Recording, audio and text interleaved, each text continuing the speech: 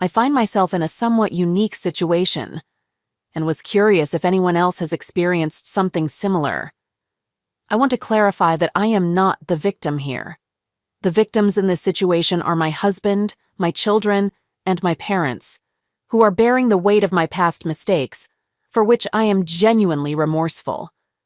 To be direct, 19 months ago, I was discovered to be having an affair with a married neighbor and a father of 3. I'm a 32-year-old woman.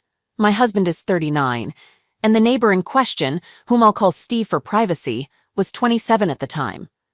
This affair started a little over 2 years ago. Although the affair continued for nearly 5 months before being uncovered, I was physically with Steve only 4 times in total. I understand that readers here may have doubts, but I swear this is the truth. Now, I'll address the questions about my marriage that I'm sure many of you have. Were we experiencing marital problems? Did I not love my husband? Was I unhappy? The answer to all of these is a resounding no. I was genuinely happy and content in my marriage, and I love my husband and our 2 sons, ages 9 and 11, more than anything in the world. I felt emotionally, mentally, and physically fulfilled by John. He was everything I had ever dreamed of and more. My misplaced attraction to Steve stemmed from a deep place within me, reminiscent of my first romantic encounter when I was 18. It was an intense attraction, much like my first experience. During high school, I casually dated 4 boys, but nothing serious beyond a quick goodnight kiss. In fact, I considered all those guys as friends, since we had all grown up together. Then, one day, I was invited to a barbecue hosted by my friend's parents. It was there that I met Charles, who happened to be my friend's cousin. From the moment I laid eyes on him, I was captivated. At that time, he was 20, and I was 18. Our connection was immediate, and there was an inexplicable attraction that drew me to him like a magnet to metal. We began talking at the barbecue, and when he had to leave for work, we exchanged phone numbers. The following day, on Sunday, we met for ice cream in the evening and took a stroll. We talked for hours, completely engrossed in each other's company, and we spontaneously began kissing. He invited me to his apartment, and there, I had my first experience. It was magical, exceeding all my expectations. Something about Charles excited me in a way that made me want to give myself completely to him. Even to this day, I struggle to put it into words. It was a subconscious attraction that I couldn't resist. Apart from the physical aspect, we had absolutely no common ground. In reality, we were quite incompatible. I ended my relationship with Charles 11 months later when the initial passion dwindled. A year after that, I met my current husband, John. While the sparks didn't ignite as quickly as they did with Charles, over time, I developed a deep love for John that surpassed anything I had ever experienced. He ticked all the boxes for me, and I knew he was the one. We got married a year later, and our marriage brought 13 years of happiness until I ruined it. We were blessed with 2 wonderful boys who resemble their dad and inherit his fantastic personality. I've shared these details because they relate to why I got involved in an affair with Steve. Steve and his wife, let's call her Erica, moved into our neighborhood. They were the youngest couple in the community and were warmly welcomed by our neighbors. Surprisingly, my husband and I are the second youngest couple, with the rest of our neighbors in their 40s, 50s, and even a few in their 60s. Steve and Erica were invited to a neighborhood picnic, and that's where he and I first locked eyes. It gave me the same vibe I had when I first met Charles at that family barbecue years ago. The next time our eyes met was at the car dealership where Steve worked in finance. We were in the market for a new SUV, so my husband found out at the picnic that Steve worked there, and they naturally started chatting. We visited the dealership the following week to check out cars. Steve made sure we got a good deal, and he secured us excellent financing. During the process, Steve and I exchanged glances, though my husband didn't notice. A few days later, I had to return to the dealership to have mud flaps installed, and it was there that Steve and I had our first inappropriate encounter. When he saw me in the waiting area, he came out to greet me. He asked me to join him in his office, claiming there was additional financing information to discuss. We sat down, had coffee, and chatted, similar to my interactions with Charles. Then he abruptly confessed that he wanted to speak to me privately about his feelings for me. He mentioned feeling a strong connection and said he had noticed my glances. I told him I felt something too. But it was wrong. He acknowledged the wrongness but didn't care. He expressed his desire for me. Fast forward to the following morning, when we had our first intimate encounter at his house after our kids went to school and our spouses left for work. By the way, John has a good job, and Erica is a licensed nurse. As I mentioned, Steve and I only engaged in closeness 4 times over the course of those 5 months. There was no love or emotional connection between us. I truly loved John, and Steve loved Erica. Our relationship was purely physical, and to be honest, it didn't compare to the physical connection I had with my husband. Not even close. However, the forbidden nature of our affair made it thrilling and enticing, I suppose. Looking back now, I believe my 11-year stint as a stay-at-home mom left me craving the attention I received from this younger, attractive man. I thought I could have this secret adventure for a while and still maintain a loving and fulfilling marriage with John, but that illusion came crashing down one Thursday morning, 19 months ago. That's when Steve and I were discovered in bed at his house by Erica's mother. She walked in on us while we were fully engaged and immediately started screaming obscenities. She first slapped and scratched Steve on the face, leaving a deep gash with her nails. She also struck me squarely on the jaw and forcefully yanked out 2 handfuls of my hair before I could gather my clothes and flee the house. When I returned home, I was in a state of total shock, and the gravity of my actions hit me like a ton of bricks. I knew my fairy tale marriage with John was forever altered and could potentially end because of this. I sat in silence for hours, staring at the walls, contemplating how to break the news to my husband. Eventually, I mustered the courage to call him and left an urgent message, stressing the importance of our conversation. He didn't respond, so I sent a text but still received no reply. At that moment, I suspected that Erica, or possibly even Steve, had already reached out to him. Shortly thereafter, Erica and her mother showed up at our doorstep, banging on the door and the bay window demanding that I answer. They hurled obscenities and insisted they knew I was inside. I was terrified beyond words and deeply embarrassed. Thankfully, my boys were at school during this ordeal. Eventually, they left, and I collapsed on the couch, weeping. I dozed off briefly and was jolted awake by the sound of a car door in the driveway. I peered outside and spotted my husband. In a panic, I rushed to the bathroom to freshen up and looked at myself in the mirror. Then, I returned to the living room to greet him when he opened the door. However, instead of entering, I saw him through the window as he walked down the street towards Steve and Erica's house. I watched him go and saw that he remained there for nearly 3 hours before returning home. When he returned home, I approached him for a hug, but he pushed me away. I began to apologize, but he made it clear that he didn't accept my apology and insisted that I leave immediately. I collapsed to the floor, crying and begging, expressing my reluctance to go, but he remained firm. He then phoned my mother, informed her about my actions, and asked her to come over and pick me up. My mom arrived and, after apologizing to Steve, persuaded me to return to her house for the night. She helped me pack some clothes and I left, tearfully inquiring about what John would tell the kids. John assured me that he would handle it, and with a heavy heart and a sense of shame, I departed. That night I called John, and to my surprise, he answered. However, his response was brief, and he simply greeted me before falling silent. I identified myself and profusely apologized, vowing never to repeat such a mistake. I also expressed my commitment to spend the rest of my life making amends. John remained silent and eventually asked if I had anything more to say.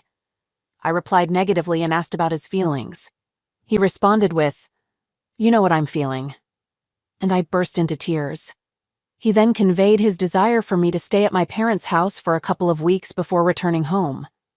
Reluctantly, I agreed, but inquired about when I could see him and the boys again. He admitted that he didn't want to see me at the moment, but consented to a brief phone call with me every evening at 9 p.m. Our first call ended with me saying, "I love you," and John hanging up without a response. Our subsequent calls followed a similar pattern. I offered apologies and John remained silent until I finished speaking. Then he dropped a bombshell. He wanted a divorce. Hearing this, I felt crushed and pleaded with him for another chance. He declined my plea and mentioned that he knew he'd have to split his hard-earned assets in a divorce. Strangely, in the next breath, he offered to give me everything he owned if I would simply disappear and leave him and the boys alone. I broke down and told him he didn't mean it, but he insisted that he did. Our call ended, and I spent the entire night in tears. That's when I began devising a plan to propose a post-nuptial agreement that would be so favorable to him that he couldn't refuse it. All I wanted was a second chance to prove my love to him, regardless of the cost. In the following week, while John was meeting with his divorce attorney, I too consulted a divorce attorney. However, my purpose wasn't to prepare for divorce. It was to craft a post-nuptial agreement to propose to John before I received the divorce papers. I consulted with 4 different attorneys before finding one who specialized in post-nuptial agreements and was willing to create a one-sided agreement. By one-sided, I mean an agreement where my husband would receive most of the benefits in exchange for staying married to me for a specified duration, giving me a second chance at love. Unfortunately, John's attorney managed to complete the divorce papers in just 11 days, and I was served at my parents' house. 2 days later, I had John served with the proposed post-nuptial agreement. We had a conversation that night after he reviewed the proposal. He seemed somewhat surprised by what I had offered, and for the first time, I sensed the caring person I once knew emerging, not the cold and robotic man he had been for the past 2 weeks. From both a financial and personal perspective, the agreement is highly advantageous for John and offers me an opportunity to prove my worth to him. I won't delve into the specific details of the post-nuptial agreement, but I can confirm that it grants John the majority of our marital assets if we remain married and living together for at least 30 months. Furthermore, if I were to be unfaithful again and we ended up divorcing, I would forfeit any claims to our marital assets, receiving nothing, and waive any entitlement to alimony and child support payments. The agreement also stipulates that I must secure a full-time job within the next 6 months and contribute appropriately to our household expenses. Lastly, my husband is allowed to see other women if he chooses to do so during the remainder of our marriage. I know John would never be unfaithful. It's not in his character.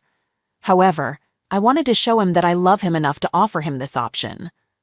To my surprise and delight, John accepted the offer with one additional condition. He requested that we add a clause stating that there is no obligation for us to engage in any form of marital intimacy or to sleep together for the rest of our marriage. I was initially saddened and reluctant to agree, but eventually acquiesced, believing that over time I would regain his respect, trust, and love. Things haven't unfolded as I had anticipated, which brings me here. We are now 17.5 months into what I refer to as our second marriage, and our relationship is more like that of housemates raising our boys.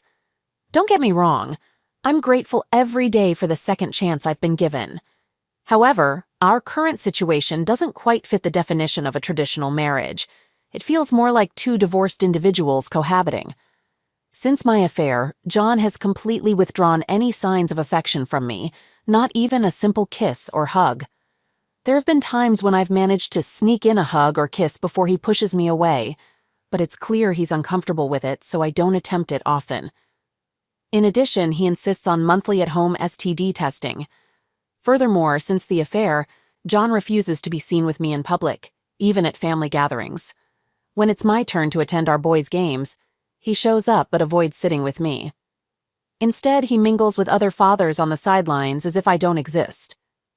The only occasions we go out together are when we travel or go on vacations, which we do frequently. During our travels, he arranges adjoining rooms with 2 queen beds each. Our boys stay in one room and we stay in the other, sleeping in separate beds. I eagerly anticipate these trips because it's when we are physically closest, and I've almost felt a connection with him during these times. I've mentioned this to John and suggested relocating to a new neighborhood, believing it could help us start fresh. However, John adamantly refuses and insists that he'll only consider moving if he receives a job promotion that requires relocation. Otherwise, he plans to stay in our current home until our boys finish high school. Our sons are also against moving because all their friends live nearby, as do all of John's friends. Speaking of friendships, I lost all my neighborhood friendships after the affair. Steve and Erica divorced 8 months after the revelation, but Erica and her children still reside in their home down the street. The neighborhood women I was once close to have essentially cut ties with me and hold me responsible for breaking up Erica and Steve's family. Consequently, my home has become somewhat isolating. When I'm here, I rarely venture outside and mostly stay indoors or tend to my backyard garden. Meanwhile, my boys continue to enjoy their neighborhood activities, often having friends over, including Erica and Steve's kids. Fortunately, their world hasn't been drastically affected. John follows a similar routine, maintaining close friendships with the neighborhood men. They gather at our house to enjoy cigars and bourbon on the back porch or at one of their homes. John's daily routine usually consists of work, the gym, and returning home. He prepares his own meals and refuses to eat anything I cook, although he did sneak a few cookies I made recently. On weekends, he takes charge of the grill and exclusively eats what he cooks, avoiding my dishes entirely. Having weekday dinners with my boys has become a wonderful bonding experience for us. They prefer to eat shortly after returning from school, so the three of us typically have dinner around 4 p.m. I have everything prepared, and they assist in setting the table, helping with final food preparation, and participating in cleanup after dinner. I truly value this time as it has brought us closer and taught them valuable skills. They even lend a hand in our garden, where we've transformed our backyard with landscaping. To sum it up, some aspects of my life are genuinely positive, while others are undeniably challenging. I suppose this is my way of asking whether you believe it's worth continuing this marriage in its current state, or if I should release John now and provide him the financial benefits as if he had stayed with me. Deep down, I know he's not happy. How could he be? It's evident that he no longer sees me as his wife or lover, only as a co-parent. And we do excel at that role, by the way. I love John deeply, and will carry the heavy burden of what I did to him for the rest of my life. My greatest desire is to return to the loving relationship we once shared, but I doubt he will allow us to reach that point. I'm eager to hear your thoughts on what I should do, and would greatly appreciate any suggestions on how to successfully regain my husband's love and trust after such a blatant betrayal. First update. 7 weeks later. I've returned to provide an update on my situation. Last month, I followed the advice given by several of you and decided to move out of the house temporarily to give our marriage some space. I secured a short-term rental for a nicely furnished apartment nearby and have been living there since. While I miss being in the same house as my husband and boys, along with my garden, leaving that neighborhood has been a relief. It's filled with so many painful memories and negative vibes, all of which I know are my fault. I'm not trying to excuse what I caused in any way. When I informed John of my decision, he seemed surprised and somewhat saddened, asking many questions. His reaction spoke volumes to me, indicating that he still loves me. I could see it in his eyes. I pick up my boys after school, and they join me for dinner and spend the night a few days a week. John and I are flexible about this arrangement, and the kids are aware they can come and go between our places as they please. The primary challenge I face now is that, since I'm no longer at home, I don't get to see John much at all. I'm not in a situation where I can have direct conversations with him, so I find myself calling him with trivial questions several times a week just to stay connected. Lately, we've had some lengthy discussions about various topics, which is a sign that he still cares about me. I can say with certainty that I love him. That's all for now. Final update. 5 months after the last update. I've taken my time to come back and provide an update because I wanted to ensure I could offer a comprehensive perspective on my situation. What a journey it has been. A real roller coaster. Life certainly has its highs and lows. Let's start with the downside. After 2 years into our second marriage, John decided that it would be best for us to get a divorce. John mentioned that while he still has feelings for me and envisions the possibility of rekindling a romantic relationship in the future, he feels unable to do so while we're still married. I don't completely understand his reasoning, but he explained that it's a psychological matter. He believes that while we're married, he continues to feel disrespected and betrayed. But after the divorce, he thinks he can let go of those emotions. He likened it to dating again, and even promised that we would celebrate our divorce when it's finalized, possibly spending the night together. I know this might sound like an unusual way to divorce without guilt, but if it means I can keep this man in my life as my partner, lover, and friend, I'm willing to consider it. If we do reconnect, John has made it clear that we won't remarry. He believes that if we truly love each other, a legal contract isn't necessary. I share his sentiment, though I wish there were an alternative to divorce. Regarding the divorce, I've willingly agreed to let him keep 75% of our marital assets, even though he didn't fulfill the conditions in the post-nuptial agreement. I also won't be pursuing alimony or child support from him. I understand that some women may criticize my generosity, but I genuinely feel he earned the money and would have willingly given it all to me if I had remained faithful. I'm at peace with this decision. Even with the reduced settlement, I'll be able to comfortably support myself for the next 8 years or more, although I'm currently working, which puts me in an even better position.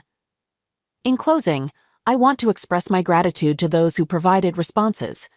Your words have significantly influenced my actions and supported me through this challenging period. Before I conclude, I'd like to offer some advice to women who struggle with controlling their impulses, as I clearly did. My advice is to resist. Don't give in. The excitement of a momentary thrill is not worth the long-term loss of love, respect, and trust. If you find it difficult to control yourself, seek professional help. I can assure you, based on my experience, that the temporary high is not worth the enduring consequences. Best wishes to all. All right, that was a fun story. Now let's move on to another exciting one. Stay tuned and let's dive in. Story 2. My wife and I celebrated our 15th wedding anniversary. We have 2 children, a 14-year-old daughter and a 12-year-old son. About 18 months ago, my wife approached me with an unusual request for an open marriage. She expressed feeling unfulfilled with just the 2 of us and wanted to explore other possibilities. I mean, feeling bored? Why not take up a new hobby, get a dog, or plan some travels? Opening up your marriage to others isn't a typical solution. Does it seem like she still loves her spouse? Clearly not, and these situations rarely lead to positive outcomes. In such cases, divorce should have been considered. I strongly objected to this idea. I firmly believe that marriage is a commitment between 2 people, as we vowed when we got married. However, it's worth noting that when we tied the knot, I had been in 5 previous relationships, whereas my wife had only been with me. Seriously, do you honestly believe you're her one and only? Don't deceive yourself. She made it crystal clear that if we didn't open the marriage, she was ready to file for divorce. Well, in that case, so be it. It's not happening. Neither of us wanted that outcome, so I reluctantly agreed, but I established certain conditions. We must keep our partners discreet, and our children and family should remain unaware of them. We ensure that all our partners undergo testing beforehand, and we avoid anyone from our shared social circles. I strongly suspected that my wife had someone specific in mind, and my suspicions were confirmed within 24 hours of reaching an agreement. She went out and didn't return until 4 o'clock in the morning. It was evident she had found someone else. It was difficult for me to accept, and I wasn't okay with it, but I hoped to save my marriage. Saving the marriage by allowing her to connect with other men and potentially replace me? That was the plan, man. That's why I took this course of action. In May of last year, I met Amber. Our daughters are both in the same marching band. Amber is divorced and has no interest in remarrying, but like anyone else, she has her needs. So 5 months after opening up the marriage, I started a physical relationship with Amber. It took this guy 5 months of seeing his wife go out and connect with other men to finally realize how challenging it can be for men to find casual hookups. It's not as straightforward for men unless they're in the top percentage of attractiveness. At first, it felt like infidelity, but honestly, having something with no commitments where neither of us wanted to take it further was a relief. Gradually, I became comfortable with the idea that my wife and I could fulfill our needs both within and outside our marriage. Surprisingly, it improved our bed life and made us somewhat happier. Trust me, if you call this happiness, you might be mistaken. No, we weren't genuinely happy. My wife stopped seeing her other partner, whom I've never met, in April during the coronavirus pandemic. In May, we helped set up a Zoom concert for the kids' band, and it went smoothly. During this event, my wife met Amber for the first time. It turns out that Amber had openly discussed her situation with a few of the moms, and somehow this information reached my wife, revealing Amber as my outside partner. It seems she's been having conversations, at least according to your wife. My wife informed me that both of us are acquainted with Amber and suggested I end things with her. I declined, explaining that neither of us knew Amber before, and our meeting didn't violate the rules we established. Over the past month, she has repeatedly expressed discomfort with my continued involvement with Amber and insisted I terminate the arrangement. It's interesting how her insistence on ending things with Amber coincides with her inability to see her own lover. It's worth noting that she was perfectly fine with this a year ago when she had her partner. This weekend, she approached me and expressed her desire to close the marriage again. I told her I was open to it as long as we both agreed to keep it closed moving forward. She concurred, claiming she didn't need any more partners and was content with just me. It sounds questionable. Honestly, this happened during COVID, and I can bet that once circumstances change, she'll go back to her previous ways. I informed her that we could agree to close the marriage under 2 conditions. The first condition, as I mentioned earlier. The second one involved her signing a document renouncing spousal support in case of a divorce. Now, this caught her attention. She strongly reacted, outright refusing to even consider it. "My wife has been a stay-at-home mom and hasn't held a job since we got married," she argued. She insisted that I could continue seeing Amber and leave her with nothing. In response, I proposed that if she signed it, we could include a list of mutually agreed-upon scenarios, including situations like infidelity on my part, where the agreement would become void. She wasn't willing to miss her opportunity to secure financial support. No chance. And let's not forget who initiated this entire situation in the first place. Her. She's adamant that it's not up for discussion, expressing her unwillingness to endure continued infidelity and be left with nothing when I eventually choose Amber over her. Infidelity? It was her idea to open up the marriage in the first place. She insisted on it, even threatening divorce if I didn't comply with the plan. Can she really blame me for finding someone better? I pointed out that this whole situation was her idea, and I only went along with it to save our marriage. She argued that if we don't close the marriage, it might as well be over. In response, she accused me of being overly dramatic and urged me to refocus on our relationship. It's remarkable, isn't it? How she twists things around, always casting the guy as the villain, regardless of the circumstances, and her complete lack of accountability. She's the one who created this mess, and I'm willing to bet she'd say something like, "I had to do this because you weren't a good husband. You weren't taking me out, doing this, and this." It's a no-win situation. No wonder guys are avoiding marriage and relationships these days. Update. So following some comments I received this morning, I reached out to Amber and reminded her about our agreement to keep our relationship low-key. I asked if she had shared any details about us with others. She denied spilling the beans, and I didn't sense any dishonesty there. However, when I checked my wife's Google timeline history, I found proof that she had trailed me to Amber's place back in April.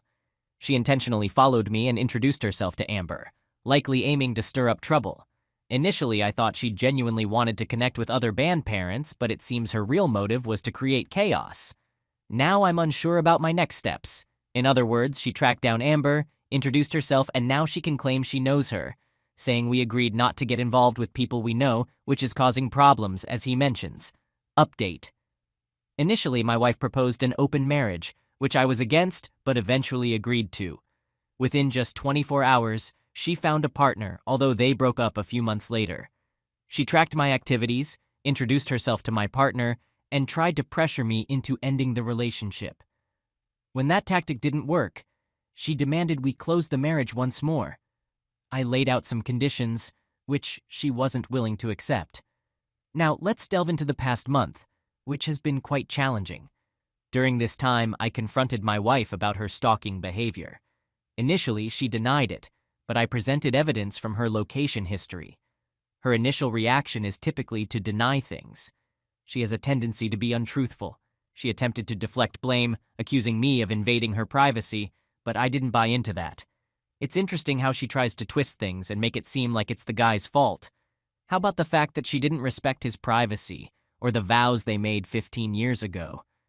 Eventually, she admitted that she didn't like the fact that I had someone on the side while she didn't, and she found it uncomfortable that a mom from the school was involved. That's the real issue here.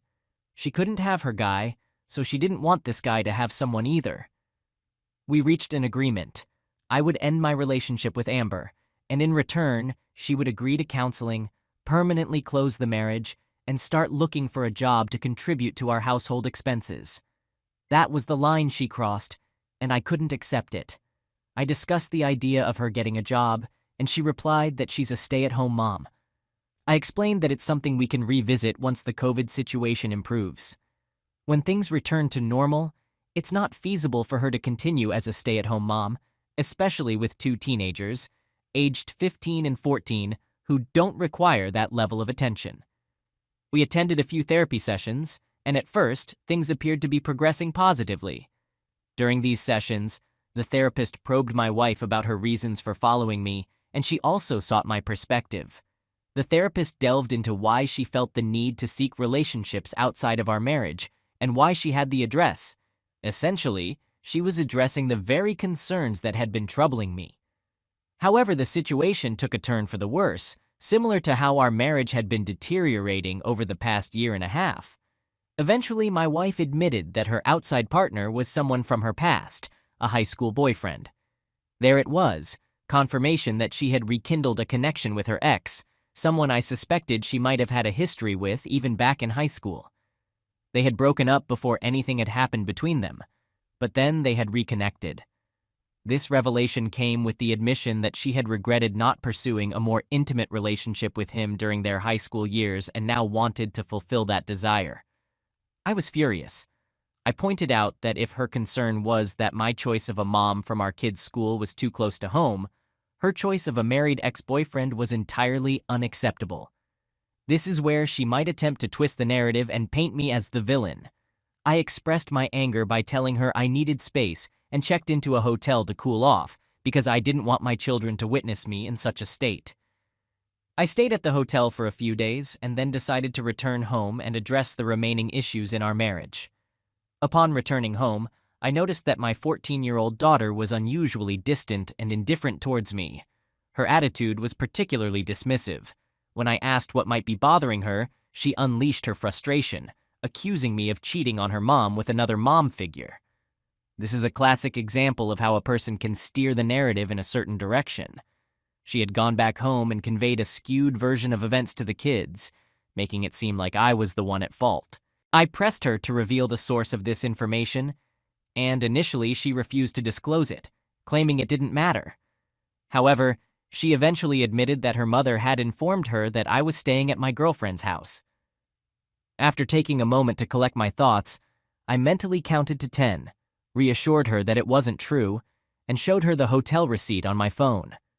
I explained that her mother and I had a disagreement, and I needed some space to cool off. Eventually, we both managed to calm down. My daughter was quite emotional, shedding many tears, but I reassured her of my love and commitment to her.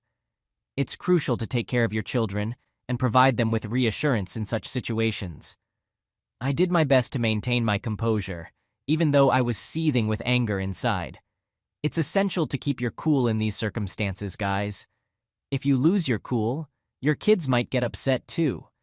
Instead of directly confronting my wife, I turned to Facebook and found the husband of the woman my wife had an affair with. I messaged him, letting him know that his wife had been involved with my wife for a year and a half. I offered to provide any evidence to confirm it. She appreciated the information and had her own suspicions about her husband's actions. Now, we're about to see some drama with this guy's wife. A few hours later, my wife approached me in anger, accusing me of violating the confidentiality of our therapy sessions and ruining this man's life. Honestly, this guy deserved it, and she might secretly be pleased because she probably wanted him anyway. I asked her why she told our daughter I had a girlfriend. She denied it and claimed she only mentioned that I was away for a few days. It's amazing how convincingly she can lie and deny. Clearly, our daughter heard it from her. This incident happened last Thursday, and we haven't communicated since. Even though we had another counseling session scheduled for tomorrow, I'm starting to doubt if it's worth attending. Dude, it's not worth it. I keep catching her in lies, and rebuilding trust seems impossible. I understand that filing for divorce is the right step at this point. It's a tough decision, considering all the challenges I've faced. I can't help but feel like a failure because I couldn't save my marriage. No, she wouldn't make the marriage work. I know it's where it's headed, but it makes me feel sick every time I think about contacting an attorney. And that wraps up his story. It came to an abrupt halt. I checked for more updates, but there weren't any, so it was obviously done with her. Anyhow, guys, once again, look at all the challenges this man endured before finally arriving at the conclusion he should have reached from the start, a decision all of us would have made immediately. I get that he didn't want to disrupt his family and the kids, but the situation has only gotten worse. The truth about his daughter is out, and I'm sure more will come to light. Why stay in a relationship with someone who doesn't love you, can't be trusted, and consistently portrays everything you say and do as unfair? When you have a legitimate complaint or issue, she labels you as insecure or controlling. Life is too short. By the way, the guy's 37 years old with plenty of life ahead of him. Yes, he might face financial setbacks in the divorce, given that she was a stay-at-home mom for all those years. But you know what? A man can start anew, turn things around, and be fine because her best years are behind her. I'd bet that her ex, with whom she was involved, isn't about to leave his wife. That guy's wife might leave him, but he'll likely pursue her. Her prime is over, but this guy's prime is just beginning. In his 30s, he has time on his side. He needs to learn to be more assertive and not tolerate any nonsense in the future, because he's obviously a guy who values relationships. This once again shows that open marriages don't work, and it's a mistake to accept them. The moment she brings up the idea, it's over because she doesn't love you. No woman who loves her man would want to subject him to this or share him with someone else. They're either already cheating with someone else or have someone else in mind. It's just not a good idea, which is why I cover stories like these quite often.